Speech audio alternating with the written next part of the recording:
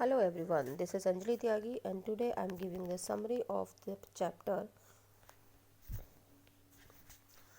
Hello everyone, this is Anjali Tyagi and today I am giving you the summary of the chapter Making of a Scientist by Robert W. Peterson, and this chapter has been taken from the book Footprints Without Feet. About the author. Robert W. Peterson was born in 1925 and died in 2006. He was an American newspaper writer who later became a freelance author of magazine articles and books, especially on the topics of sports and scouting. His 1970 Chronicle of Negro League Baseball, titled Only the Ball Was White, was hailed by the New York Times. Summary of the chapter. The story revolves around the title of one of the leading scientists of his era, Richard Ebright. As the name suggests itself, the story tells us about how he got interested in the field of science and he got privileged in the later years with his hard work, love, and dedication towards the whole world of science. From his very childhood, Richard Ebright was a very curious child. He had great dedication and interest in researching new things.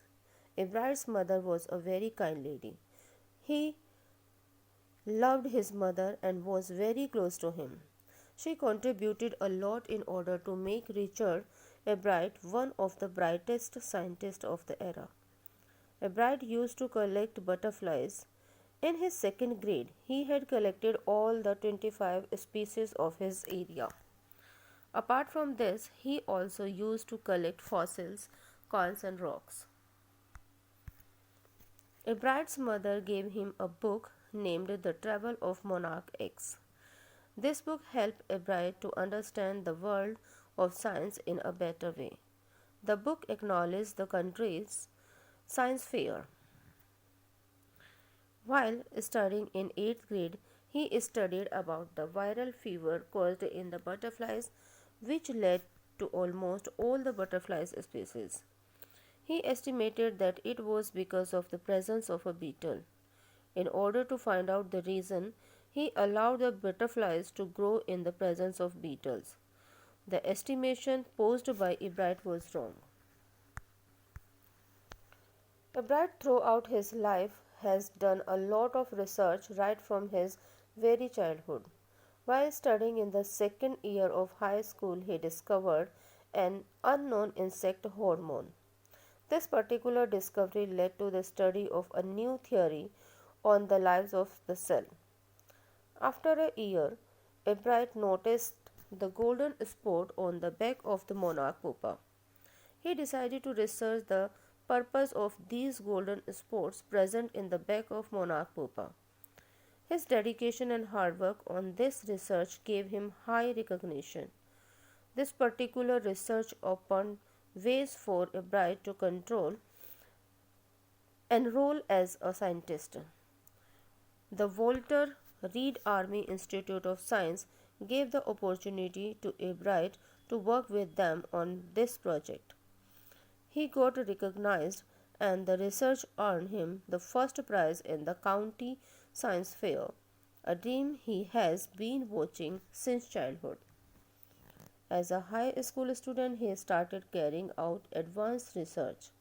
He started studying to identify hormone chemical structure.